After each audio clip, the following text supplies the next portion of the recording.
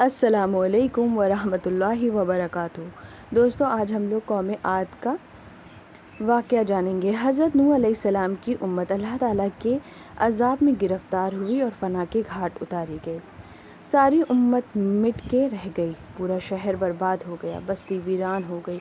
پھر اللہ تعالیٰ نے حضرت نوح علیہ السلام کی اولاد میں برکت دی، جیسے حضرت آدم علیہ السلام کی اولاد میں برکت دی تھی۔ دیکھتے ہی دیکھتے شہر آباد ہو گئے، بستیاں آباد ہو گئیں۔ حضرت نوح علیہ السلام کی اولاد سے بھر گئی۔ کچھ عرصے بعد حضرت نوح علیہ السلام کی اولاد میں بے شمار قومیں ہوئیں، جنہوں نے پورے کے پورے ملک آباد کیے۔ انہی قوموں میں سے ایک قوم عاد تھی، جو کہ عاد کے نام سے مشہور ہوئی۔ قوم عاد کے لوگ بڑے طاقتور تھے۔ ان کے جسم فولاد کے اور ان کے دل پتھر کے معلوم ہوتے تھے۔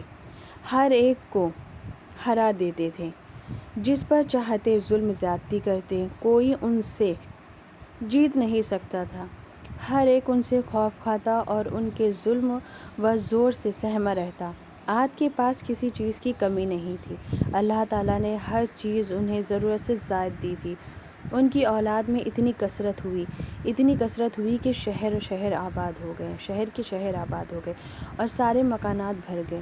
جب ان کے بچے صبح کے وقت سیر و تفریح اور کھیل کود کے لیے نکلتے تو عجیب چہل پہل ہوتی تھی، عجیب رونق نظر آتی تھی، اور جب ان کے اونٹ اور بکریاں جنگل میں چرنے کے لیے جاتے تو ان کا منظر دیکھنے لائق ہوتا۔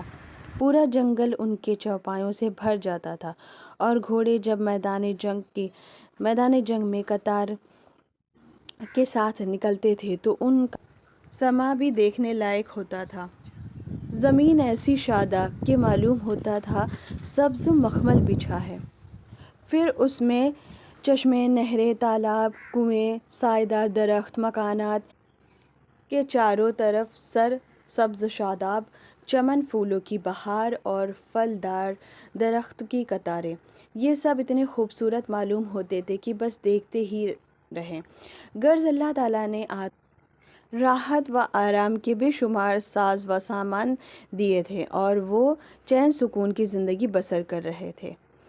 اب ہم جانتے ہیں کہ قوم عاد کی نافرمانی کیسی تھی۔ قوم عاد کے پاس عیش و عشرت کے سینکڑوں ساز و سامان تھے۔ زراعت کے لیے زمین تھی، پینے کے لیے میٹھے چشمے، کنویں اور تالاب تھے، سر چھپانے کو عمدہ محل تھے، بدن ڈھکنے کے لیے بہترین لباس تھے، سر سبز زمین تھی، نیل گو آسمان تھا، ہر چیز تھی، کسی چیز کی کوئی کمی نہیں تھی، بس صرف ایمان اور یقین کی کمی تھی۔ سب کی فرما برداری کرتے تھے، لیکن اللہ اور اس کے پیغمبر کی نافرمانی کرتے تھے۔ حالانکہ آباء اجداد سے سنتے چلے آ رہے تھے کہ حضرت نوح علیہ السلام کی امت اسی نافرمانی کی وجہ سے ہلاک ہو گئی تھی، مگر ان کو نہ ہوش آیا، نہ ان کی آنکھیں کھلی اور نہ وہ خواب غفلت سے جاگے۔ اسی طرح بتوں کی عبادت کرتے جیسے حضرت نوح علیہ السلام کی امت کرتی تھی، بالکل انہی کے نقش قدم پر تھے۔ اپنے ہاتھوں سے پتھر تراشتے، بت بناتے تھے، پھر انہی کی پرستش کرتے تھے، ان کو روز سجدہ کرتے تھے، ان سے سوال کرتے تھے، ان کی عبادت میں شب و روز لگے رہتے تھے، ان سے دعائیں مانگتے تھے، ان پر نذر و نیاز چڑھاتے تھے، ان کے نام کی قربانی کرتے تھے۔ کیسی ان کی عقل تھی! اتنا نہیں سمجھتے تھے کہ ہم نے ان کو اپنے ہاتھوں سے تراشا ہے، ان کو کیسے سجدہ کریں، ان سے کیسے مرادیں مانگیں، اتنا نہیں سمجھتے تھے۔ یہ پتھر کے بتوں کو بناتے اپنے ہاتھوں سے اور پھر ان کی پرستش کرتے تھے۔ ان کی تو عقل ہی ماری گئی تھی اور دل اندھیرے ہو گئے تھے۔ سچ فرمایا اللہ تبارک و تعالیٰ نے، در حقیقت آنکھیں اندھی نہیں ہوتی، بلکہ وہ دل اندھے ہو جاتے ہیں جو سینوں کے اندر ہیں۔